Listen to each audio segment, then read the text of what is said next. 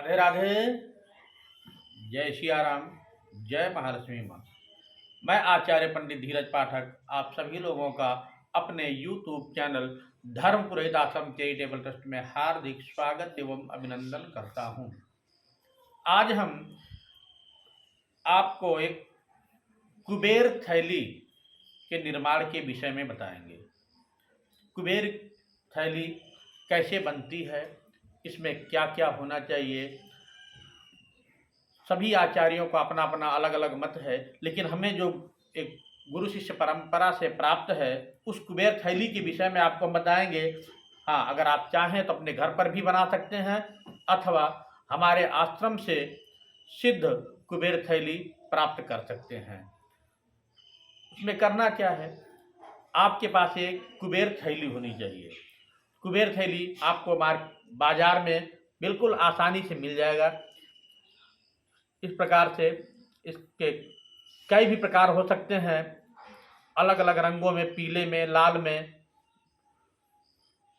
मिलेंगे आपको। अगर मान लीजिए कुबेर की थैली नहीं मिल पाती है तो ऐसी अवस्था में आप क्या करेंगे। मन में शंका होगी कि मान लीजिए अगर कुबेर की थैली ना मिल सके बनी हुई, करना क्या है, आप लाल रंग का वस्त्र ले लीजिए अथवा पीले रंग का।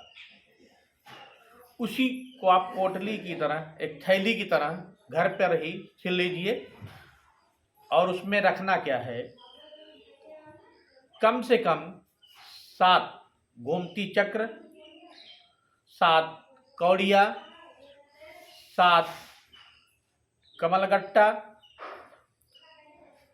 हकीक कम से कम एक तो होना ही चाहिए।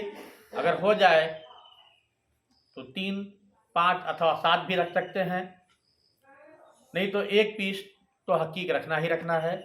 कुछ धनिया रखिए, जो घर में हरी धनिया आती है उसी का फल होता है, जो सूखी हुई, उस धनिया को रख लीजिए थोड़ा सा। और साथ ही साथ दूर्वा, अक्षत, हल्दी की गांठ अथवा हरिद्रा गणपति होते हैं उसको रख लीजिए। एक गणेश सुपारी, गणेश जी बने होते हैं सुपारी पर, वह रखें। अगर गणेश सुपारी ना मिले तो केवल एक खड़ी सुपारी रखें। साथ ही साथ उसमें चांदी का सिक्का अथवा वर्तमान सिक्का जो आपका चल रहा है उसको ले लीजिए। पहले 108 पाठ पुरुष सूक्त का और 108 पाठ श्री सूक्त का पाठ करके, इन सभी वस्तुओं का पूजन करके, पाठ करके शुद्ध और सिद्ध कर लें, फिर हवन कर लें। उसके बाद क्रम से उसी पोटली में, अगर आपके पास कुबेर थैली है उसमें, अथवा घर पर बनाई हुई लाल अथवा पीले रंग के वस्त्र में सारी वस्तुओं को रख लीजिए। जैसे कमलगट्टा है, कौड़िया है, गोमती चक्र है, धनिया है, हल्दी है, दूर्वा, अक्षत है और वर्तमान सिक्का अथवा हो सके मिल जाए तो चांदी का सिक्का उसके अंदर डाल दें। उसमें एक हकीक डाल दें, हकीक जरूर डालें। 1 हो अथवा 3 हो, 5 हो, जैसी आपकी व्यवस्था हो उसको मंगवा करके उसमें रखें। रखने के बाद पुनः किसी श्री सूक्त और पुरुष सूक्त का कम से कम एक पाठ कर करके पोटली को बांध करके व्यवस्थित अपने घर के तिजोरी में या पूजा स्थल पर रखें, व्यापार मंडल में रखें।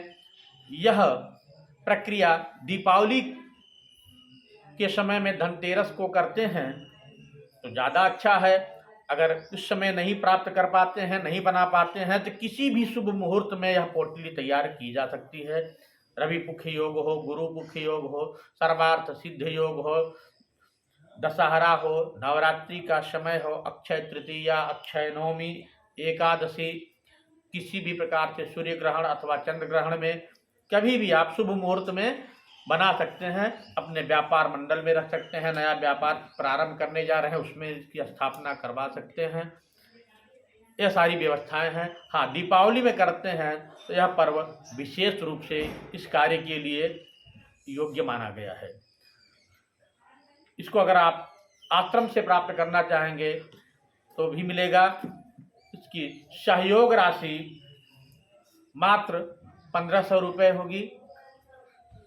अगर आप यहाँ से डाक के द्वारा मंगवाते हैं, डाक का जो व्यय आएगा है उसको आपको देना होगा।